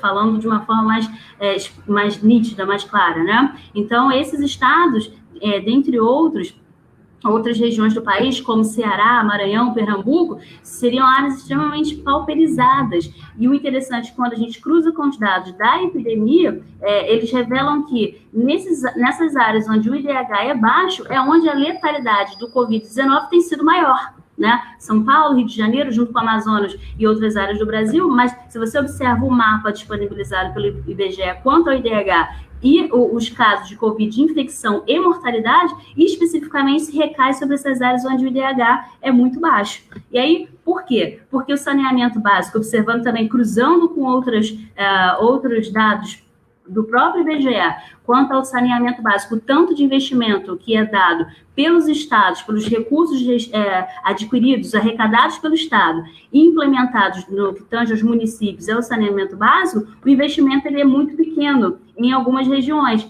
Então, os piores índices quanto à arrecadação para o saneamento básico, especificamente para a parte de saneamento básico, os índices são ainda menores quando a gente fala de Fortaleza, Belford Roxo, Belém, Santarém, Cacuia, Ceará, Aparecida de Goiânia, Rio Branco, Macapá, Porto Velho e Ananindeua. Então, essas áreas em específico são áreas que, muito provavelmente, e aí há uma falta de disposição ou disponibilidade de dados por parte do Ministério da Saúde quanto a essas áreas, e essas áreas afetadas, não há uma construção de gráficos específicos, a gente começa a buscar esses dados de uma forma secundária e aí recorrer a dados anteriores para conseguir construir um panorama nacional, ou seja, a gente já tem o fenômeno da mortalidade, mas a gente tem o fenômeno da subnotificação, né? Então, existem várias mortes ocorrendo dentro desse processo, e essa subnotificação é que traz uma ignorância, sobretudo aqueles que são apenas ouvintes das notícias que chegam, né, as fake news, e a própria imprensa também fica à mercê de braços cruzados, porque essas informações não estão cruzadas, né, existe uma ausência de interseccionalidade entre esses dados, entre cruzamento entre esses dados, né, e aí eu estou falando de dados anteriores, não estou falando nem do que a gente tem agora, porque esses números não estão disponibilizados, então estou falando de 2019, basicamente o primeiro semestre, e 2018, os anos anteriores. E aí eu quero finalizar a minha fala, não sei quanto ainda está o meu tempo, quanto à taxa de analfabetismo. Então, a gente observa que, entre pretos e pardos, a taxa de analfabetismo é de 9,9%, entre os brancos é de 4,2%, segundo a PNAD contínua. Então, o que a gente consegue observar? Com esse aumento das informações, essas modificações e essas ações, essas omissões, e esses dados quanto a próprio analfabetismo do Brasil, eles vão ajudar nos discursos que desfazem da ciência, né? Ou seja, nossa principal arma de combate, não só à epidemia, mas a essa desigualdade racial que está calcada como bem foi dito, quanto a esse racismo estrutural, a esse racismo institucional, que tem por objetivo único a mortalidade, a extinção da população negra, ou seja, população pobre, daqueles que são vulneráveis, né? E a gente pode colocar dentro desse conjunto também os povos indígenas, os povos quilombolas. Então, existe toda uma sutileza, existe toda uma perversidade e uma objetividade quanto a esse fenômeno,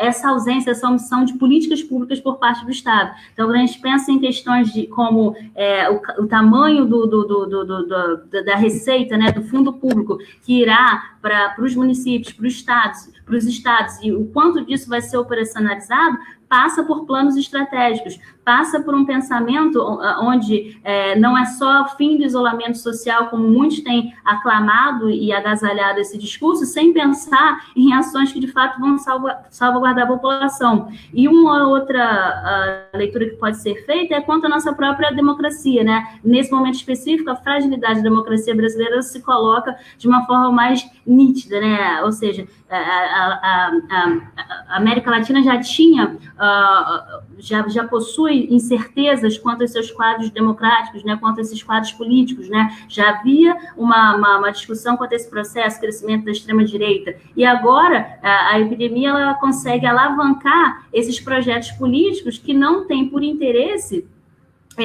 salvaguardar os seus nacionais, salvaguardar a população. Então, eu deixo aqui essa pequena análise que eu pude fazer dentro desse tema. Obrigada. Obrigado, Fernanda. Você levanta alguns pontos para a gente refletir. Eu acho que o principal eixo da sua fala foi articular eu diria, o passado e o presente, né? A persistência do passado da nossa realidade, sobretudo a realidade racial, se tratando do 13 de maio, né? A realidade, um quadro que não demonstra em nada um sentido de liberdade. Eu abriria, só justificando, a professora Lígia Bahia teve que sair da sala, eu tinha pedido para falar e tinha um compromisso logo em seguida, a gente, então, agradece imensamente a professora Lígia. Eu colocaria para a Fernanda e para a Miriam uma questão para reflexão. Para Miriam, você tem pesquisado, feito um trabalho muito... vem trabalhando, pesquisando a região da Maré. Eu gostaria que você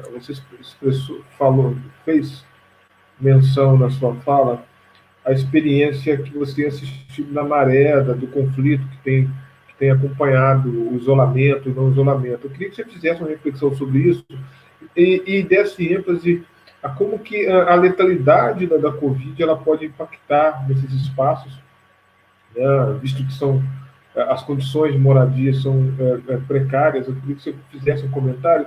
E também como você abordou esse tema, e a própria professora Lígia tinha feito também uma reflexão, a relação entre o conceito de Estado, né, e os perigos que estão colocados para a gente nesse momento, ao mesmo tempo que a gente percebe o papel do Estado ressurgindo, como posso dizer assim, diante de um cenário histórico de desconstrução, né, do cenário neoliberal de desconstrução do papel do Estado, mas nesse momento uma visão dupla do Estado, né? O Estado providência, por um lado, que tem o papel de assistir a população, e, por outro lado, o risco que nós temos de você ter um estado de exceção, que é outra face, né, da necropolítica. Então, eu queria que você comentasse, fizesse um comentário. E no caso da Fernanda, você traz uns dados empíricos importantes, né? E são dados, como você mesmo disse, dados mais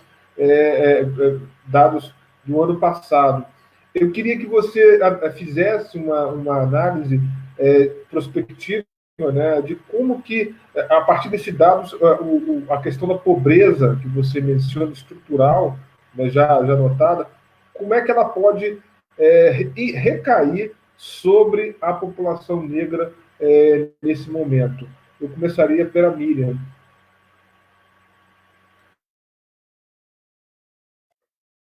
Dessa vez eu liguei o microfone. Bom,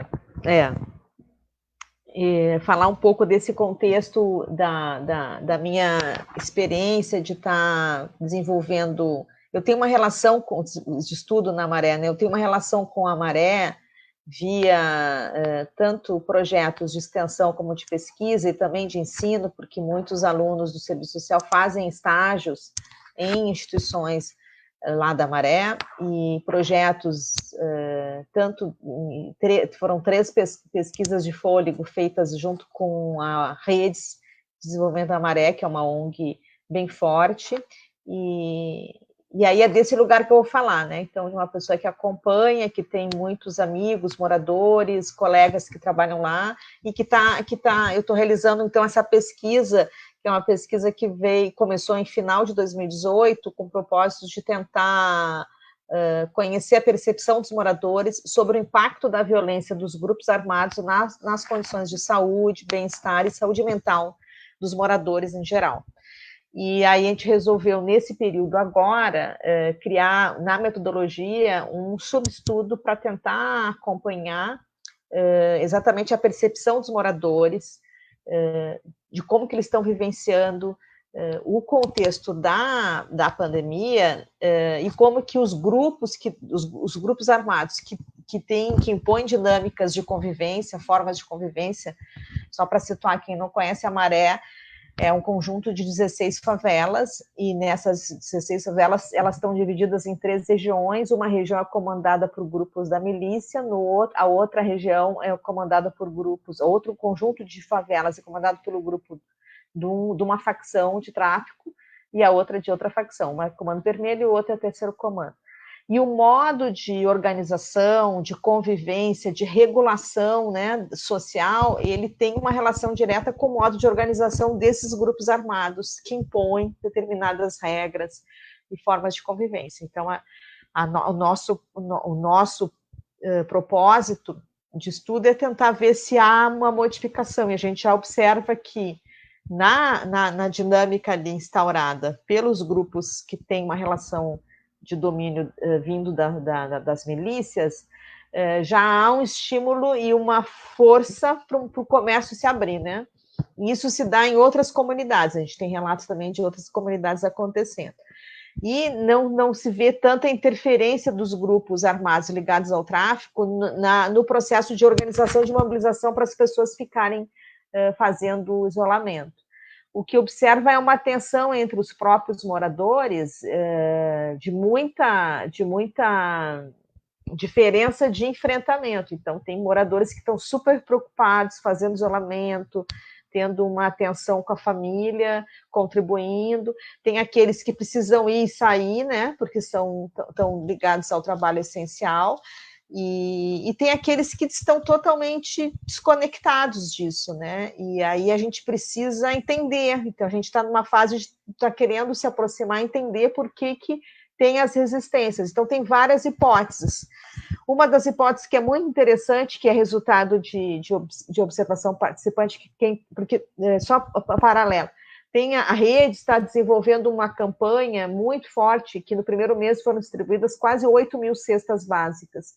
E aí toda uma logística que foi criada para conseguir acessar essas cestas, e aí tem todo um trabalho educativo, então tem muito trabalho sendo feito. Agora eles querem ampliar para 10.000, e é muito, assim, é um trabalho imenso sendo feito por várias pessoas nas 16 comunidades, e eles que entregam as cestas nas casas. Então é extremamente complexo, desafiador, e tem muitas observações e percepções. Mas um relato de uma pesquisadora que está nessa linha de frente, ela trouxe o seguinte, que os moradores eles ficam com uma máscara, assim, muitos, observando, né? Andam assim embaixo e dentro da maré. Quando entra na Brasil para chegar no Vianense, que é um supermercado que tem ali, ao entrar no supermercado, bota a máscara. E aí isso pode suscitar várias coisas, de que o ambiente do mercado é um ambiente que está cheio de gente, que ali eu posso me contaminar, ou de que eu estar andando na rua, que andar na rua ali também é muita gente, é um movimento, né, que tem nas ruas ali na Maré, quem conhece, suscita uma sensação de segurança, ou que aqui eu estou seguro, protegido, e lá no supermercado eu não estou seguro. Ou que eu estou lá no supermercado me comportando a expectativa social de um ambiente externo, né, da comunidade.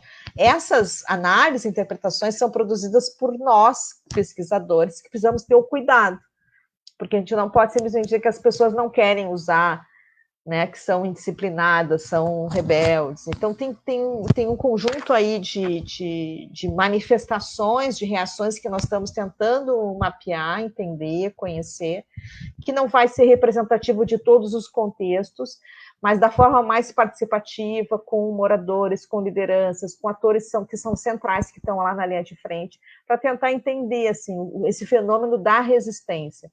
Mas há uma divisão muito forte entre quem é trabalhador, quem não é trabalhador, quem tem uma ligação com os grupos armados, e quem adere e quem não adere. Então, tem o papel das igrejas. Esse papel não está tão forte na rede de distribuição de cestas, as igrejas não estão fazendo aquele trabalho, algumas estão, outras não. Então, a gente tem muita informação, estamos ainda conhecendo, processando. E o lugar, assim, só para finalizar, o lugar tem um trabalho de monitoramento dos registros, que eu acho bem interessante, que a professora Fernanda trouxe, lá também tem, assim, a subnotificação é altíssima, os dados que dão do bairro Maré, que Maré é um bairro que está dentro da área do Bom Sucesso, ele não revela a dramaticidade da Maré, então, assim, eles estão monitorando pelas redes de WhatsApp que dizem, eu tenho parente aqui, eu tenho parente aqui, então é muito mais o número de pessoas contaminadas, o número de pessoas doentes e o número de mortes. Então, eles têm um sistema de monitoramento que é de olho na Maré, que está ligado a um projeto junto com a Fiocruz, que é muito interessante também. Então, assim, há uma subnotificação e os profissionais da saúde estão extremamente precarizados, sem condições de trabalho, então tem todo o movimento de acessar os equipamentos lá no contexto das clínicas e nos postos de saúde da Maré. E esse lugar do Estado, só para finalizar a pergunta, eu acho que é um desafio com esse governo federal que nós temos, a tendência a uma ampliação do Estado autoritário, uma política de extermínio, é explícito, não tem nenhum constrangimento quando não tem nenhum constrangimento de dizer vão morrer várias pessoas, e daí a forma como eles estão conduzindo a política econômica e ao mesmo tempo tem toda uma orientação de controle que vai ser necessário, as forças de segurança já está sendo necessário, e a gente vê que as forças de segurança não estão preparadas para o manejo, para a abordagem, que é um trabalho de sensibilização, de persuasão e não de impor a força. Então, pessoas que estão sendo maltratadas, pessoas que estão sendo abordadas de uma forma violenta. Eu acho que o Estado violador dos direitos vai se fazer muito presente, ele já se faz presente, mas agora, sim, de uma forma mais legitimada, porque a população que está com pânico, medo, vai entender e vai ficar com raiva daqueles que estão na rua sem máscara e tem mais é que prender. E aí tem a loucura da dupla mensagem, que esse governo que é autoritário, fascista, que está querendo promover, né, o processo de cada vez mais criar condições favoráveis para um autogolpe, ele faz o discurso da defesa dos direitos humanos, né? É muita perversidade, né? E a população, então, ela fica sem saber com quem se identificar, né? Quando não tem espaço de articulação política, não tem espaço de sensibilização política. Eu acho que o nosso cenário, a curto prazo, em função das condições políticas do governo e dos conflitos que tem nas 3 esferas, eu acho que o nosso cenário é muito sério, assim, muito preocupante. Eu estou muito preocupado com as condições políticas para o enfrentamento dessa crise sanitária. Então, tem uma crise sanitária, a crise econômica e a crise política, ela acirra as outras duas crises, né? Então, e o Estado que vai enfrentar isso é Estado populista, penal, período de eleição, então, infelizmente. Obrigado, Miriam. Fernanda?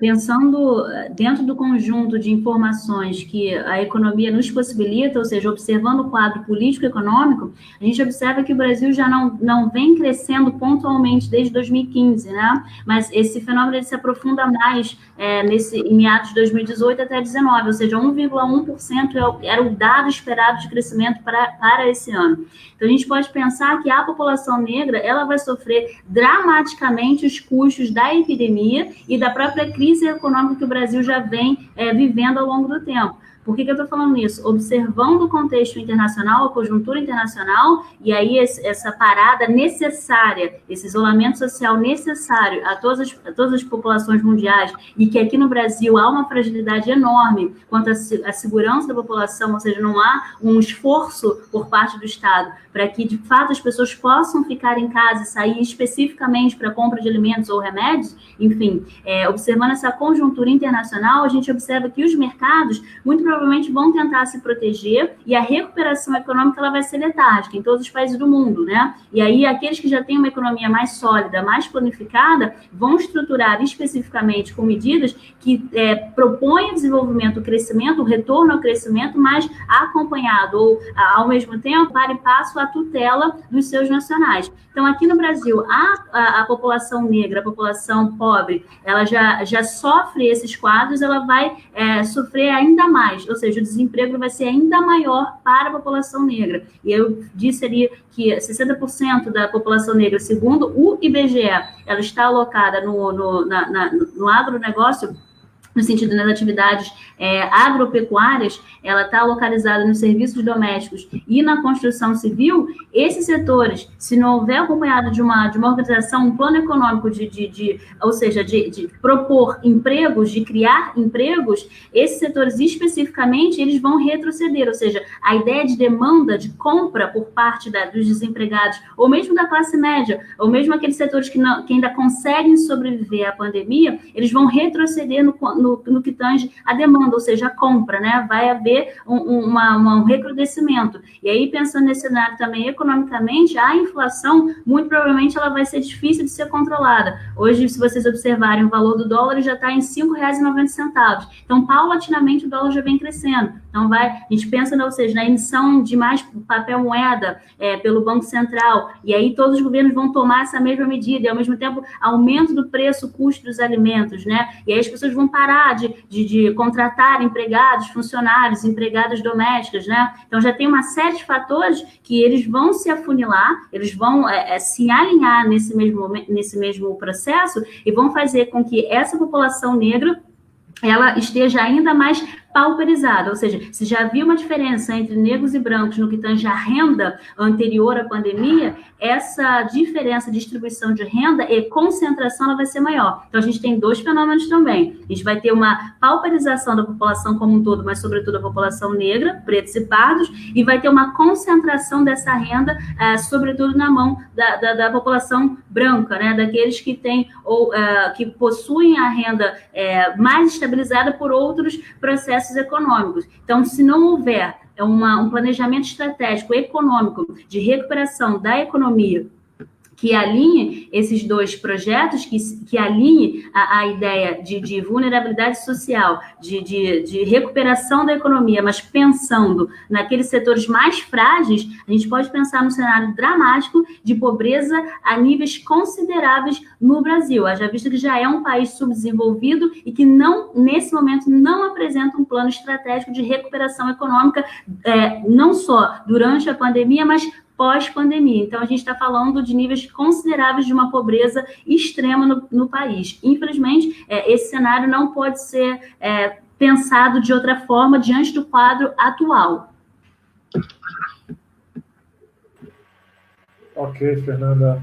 Eu passaria agora pedindo, eu vou inverter a mão, para as considerações finais da Fernanda e depois da Miriam, já convidando todo mundo para o debate, para o próximo debate, que vai acontecer no dia 15 de maio, onde nós teremos a temática política internacional e pandemia, com a presença dos professores Marcelo Coutinho, professor Alexander Zebit, e com a mediação do professor Pedro Cunca. Fernanda, suas considerações finais, por favor. Bom, nós somos pesquisadores, mas, acima de tudo, nós somos brasileiros e eu sou uma mulher negra, e aí eu queria deixar essa reflexão, não só que a gente pare de analisar posicionamento político, mas se passe a pensar de uma forma lúcida o Brasil, se passe a pensar os dados que nós temos de fato, os dados aí dados pelo governo até o momento, e que se pense o país na sua capacidade, né? Que se pense o país dentro dessa crise que já vinha há mais tempo e que foi aprofundada com o fenômeno da pandemia. E, sobretudo, que se trace um projeto que se interligue diversas áreas do conhecimento, que a ciência, de fato, ela seja recuperada de forma pontual nesse tempo, que os recursos sejam dados à saúde, à educação, e não só isso, mas também à população pobre e frágil do país, que sempre foi refém desse processo. E aí também que se pense a questão racial e a questão do gênero, né? Quando a gente observa os dados, a mulher negra é aquela que a gente chama de single parents, né, em inglês. É uma coisa muito comum também nos Estados Unidos. A mulher negra é aquela que toma conta de toda a casa, ela que cuida dos seus familiares, dos pais, dos avós, né? Ela que está ali na ponta da estaca. Então, é preciso que se pense os direitos humanos dentro de uma retórica que, de fato, se aproxime da população, dentro de uma retórica que construa políticas públicas que venha dar subsídio. Não é o momento de retrocesso, não é o momento de contenção de gastos, não é o momento de trocas e barganhas políticos. É o momento de a gente tentar contornar os danos que já se fazem e que vão ser ainda maiores. E que, se a gente não pensar nesse projeto político agora, a nossa capacidade, enquanto sociedade brasileira, ela retorna aos tempos primitivos, né? Ou seja, que esses egoísmos, que haja, de fato, uma solidariedade e que haja um partidarismo em prol da população brasileira, em prol da população negra, porque é visível, é pragmático, há uma empiria quanto à desigualdade racial, é inegável, o problema não é classe, o problema é raça, e a população negra, nesse momento, todos nós que estamos em casas, que podemos trabalhar home office, a gente pode ver visivelmente pela janela quem está indo trabalhar todos os dias. E aí os dados, como eu disse para vocês, pelo próprio Ministério da Saúde, ele já dá um exemplo, quando ele faz o recorte de raça, de quem está morrendo. Então, e quem vai morrer também no futuro de fome, que já está agora passando dificuldades quanto à alimentação, que é um direito básico, constitucional, dentro do quadro dos direitos humanos, mas que vai sofrer ainda mais no futuro, por conta desse desgaste político, por conta dessa ausência de um programa, de um projeto econômico de salvaguardar a nação brasileira. Esse, de fato, é o momento de se pensar e refletir e projetar políticas públicas que, de fato, digam respeito à população brasileira. Obrigada. Obrigado, Fernanda. Professora Miriam.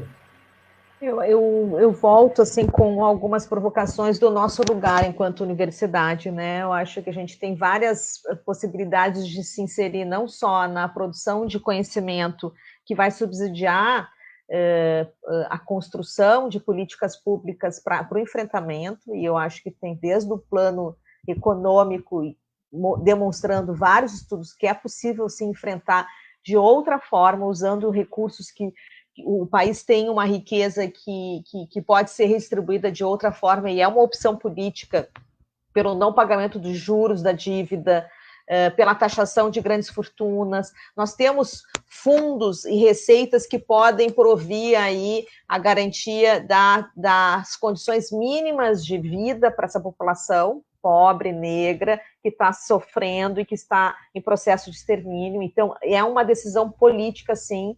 O país não está sucateado, e vários países extremamente liberais, os Estados Unidos é um exemplo, vários outros países estão abrindo mão de concepções de um Estado mínimo para poder salvar e garantir o mínimo de sobrevivência da sua população.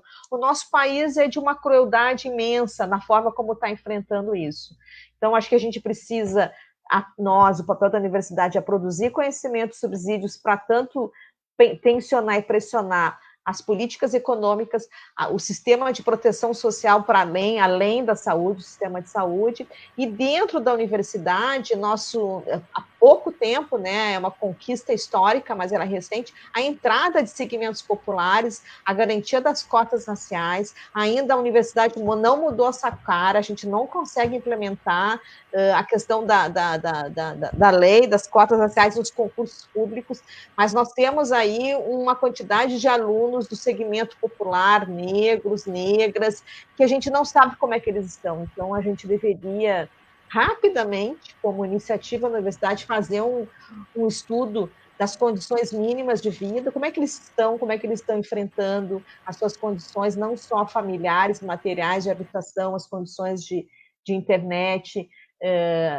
em termos de um estudo não só por unidade, a gente vai fazer isso lá na Escola de Serviço Social, a gente criou um GT para levantar o perfil das condições de vida dos nossos técnicos e alunos, mas deveria ser uma iniciativa da universidade tendo uma preocupação com a questão racial, né? Então, assim, esses marcadores de raça e cor devem estar presentes não só nas nossas investigações, quando a gente vai estudar as formas de violação dos direitos, as formas de construção e elaboração de projetos de políticas públicas, os diagnósticos mais situacionais, territoriais, o marcador raça e cor tem que estar, e a gente tem que estar sempre lembrando, ele tem que estar presente como uma questão séria, fundamental, para poder projetar não só diagnósticos, mas elaborar políticas públicas.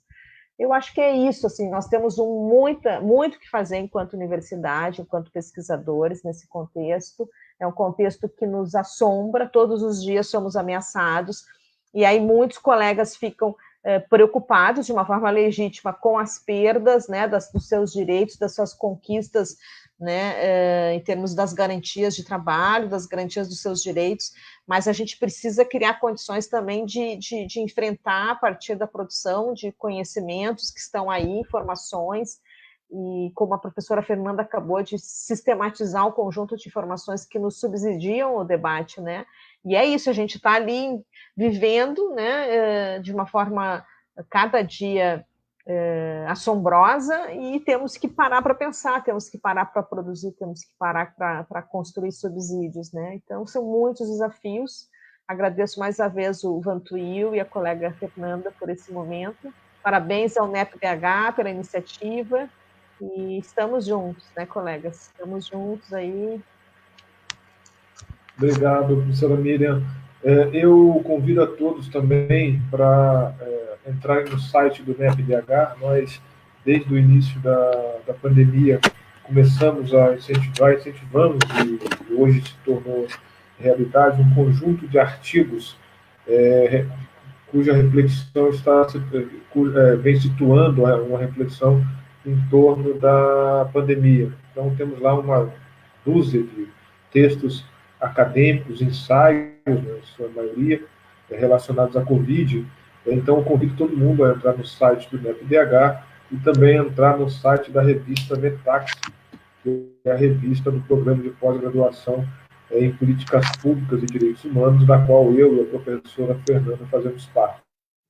Para encerrar essa transmissão, agradecer imensamente a disponibilidade e a generosidade da professora Miriam de estar dispondo a passar um tempo com a gente nessa reflexão, a professora Fernanda Barros também, que se dispôs a estar aqui com a gente refletindo, tá? E fique em casa. Boa noite, até logo. Boa noite, gente. Um abraço fraterno em todos. Tchau. Tchau.